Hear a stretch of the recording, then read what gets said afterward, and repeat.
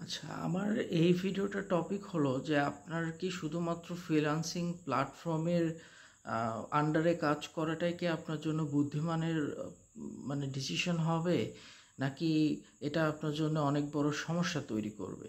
তো এটার যেটা সঠিক মানে অ্যান্সার সেটা হচ্ছে যে না, আপনি যদি শুধুমাত্র আপওয়ার্ক যেসব ফ্রিল্যান্সিং প্ল্যাটফর্ম আছে যেমন আপওয়ার্ক, ফাইবার, ফ্রিল্যান্সার, এগুলোর যদি শুধুমাত্র এগুলোর আন্ডারে পড়ে থাকেন, এগুলোতেই কাজ খোঁজার ট্রাই করেন ক্লায়েন্টের সাথে, তাহলে আপনি কখনোই এখান থেকে অনেক বড় কিছু ইনকাম নিয়ে আসতে পারবেন না। হ্যাঁ, এক্সেপশনাল কিছু কেস আছে, সেগুলো বাদে আমি এখানে ইন জেনারেল কথা বলতেছি, যেটা সবার জন্য প্রযোজ্য হবে এরকম কিছু এক্সেপশনালকে আমি কখনো এক্সাম্পল হিসাবে এখানে ব্যবহার করতে পারবো না।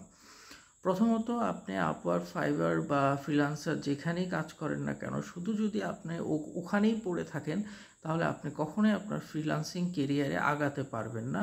একটা ম্যাসিভ পরিমাণ বা একটা ভালো অ্যামাউন্ট আপনি ইনকাম করতে পারবেন না, কারণ আপনি একদিন কাজ পাবেন, দেখা যাবে 7 দিন আপনি কাজ পাচ্ছেন না। এটাই কিন্তু স্বাভাবিক ব্যাপার। আপনি প্রতিনিয়ত কাজ পাইতেই থাকবেন। আপনি যত বড়ই প্রোগ্রামার হন, ডেভেলপার হন, গ্রাফিক্স ডিজাইনার হন, বা আপনি ডেটা এন্ট্রি কাজ করেন, যেটাই করেন না কেন, আপনি যে প্রতিনিয়ত মানে কাজ পাবেনই এরকম কোনো গ্যারান্টি নেই। তো এখানে আপনাকে যেটা করতে হবে, প্রথমত আপনার ক্লায়েন্টের সাথে আপনার সম্পর্ক অনেক ভালো তৈরি করতে হবে। আপনি আপওয়ার্ক বা ফাইবার যেখানেই কাজ পান, যে ক্লায়েন্টের সাথে কাজটা আপনি করতেছেন তার সাথে আপনার ভালো সম্পর্ক তৈরি করতে হবে। ভালো সম্পর্ক যদি থাকে, সে আপনাকে রিপিটেডলি কাজ দিতে থাকবে, এবং এমনও হতে পারে যে সে আপনাকে মার্কেট প্লেসের বাহিরে, যেহেতু মার্কেট প্লেসে কাজ করতে গেলে তারও কিছু এক্সট্রা খরচ হয় এবং আপনারও কিছু এক্সট্রা খরচ হয়, মানে লস হয়। $100 প্রজেক্ট হলে আপওয়ার্কে যেরকম আপনাকে $90 দিবে এবং ক্লায়েন্টের কাছে $103 নেবে। সেক্ষেত্রে এখানে মানে দুই পক্ষেরই অনেকটা লস হয়। তো সবাই চায় যে সেক্ষেত্রে যদি আমরা বাহিরে ডিরেক্টলি মানে কাজ করি, তার সাথে যোগাযোগ করে ইমেলে হোক, টেলিগ্রামে বা হোয়াটসঅ্যাপে, এবং পেমেন্টটা আপনারা পেনিয়ার বা বিটকয়েন হোক বা আদার্স যে পেমেন্ট মেথড বা ডিরেক্টলি ব্যাঙ্ক ট্রান্সফার হোক, এসবে যদি আপনারা নেন, সেক্ষেত্রে আপনাদের লাভটা অনেক বেশি হবে। তো এই জন্যই দুই পক্ষ থেকেই চাই যে আমরা বাইরে কাজ করি। তো আপনাকে যেটা করতে হবে, ফ্রিল্যান্সিংয়ে যদি আপনি ভালো কিছু করতে চান, সেক্ষেত্রে আপনাকে বাইরে ক্লায়েন্টকে খুঁজতে হবে।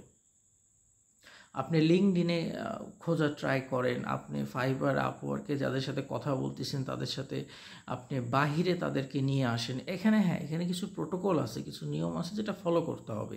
আপনি আপওয়ার্ক, ফাইবারে ডিরেক্টলি আপনি আপনার পার্সোনাল ডেটা শেয়ার করতে পারবেন না, সেক্ষেত্রে আপনার অ্যাকাউন্ট ব্যান হয়ে যাবে।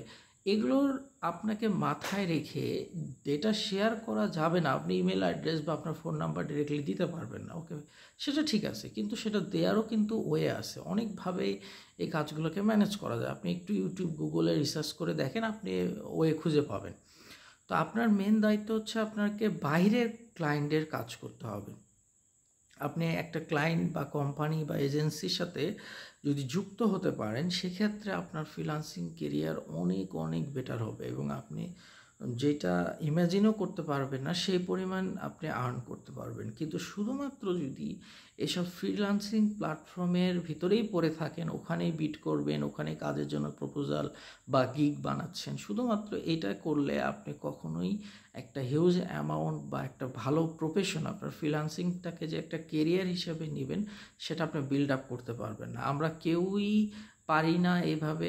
আমাদেরকে বাইরে ক্লায়েন্ট খুঁজে নিয়ে আসতে হয়, বা ক্লায়েন্টের সাথে ভালো সম্পর্ক তৈরি করে তাদের সাথে মানে ওই ফ্রিল্যান্সিং প্ল্যাটফর্মের বাইরে তাদের সাথে কথা বলতে হয়। কথা বলে বলে তাদের সাথে আমরা প্রতিনিয়ত কাজ করি, সেটার থ্রুতে সেই ক্লায়েন্ট অন্য ক্লায়েন্টকে নিয়ে এসে দেয়, বা আমরা অনেক এজেন্সির সাথে কানেক্ট হয়ে যাই, এজেন্সিরও হয়ে আমরা কাজ করে দিই।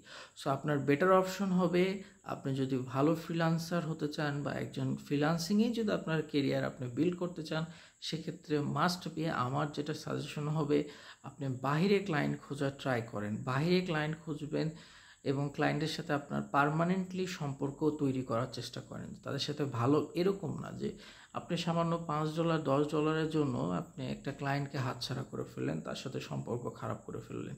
এটা আপনার জন্যই অসুবিধা তৈরি করবে। সো ক্লায়েন্টের সাথে ভালো ব্যবহার করেন এবং বাহিরে ক্লায়েন্ট খোঁজার ট্রাই করেন, এটা আপনাকে অনেক বেটার একটা আউটকাম দিবে, যেটা আপনি ভাবতেও পারবেন না।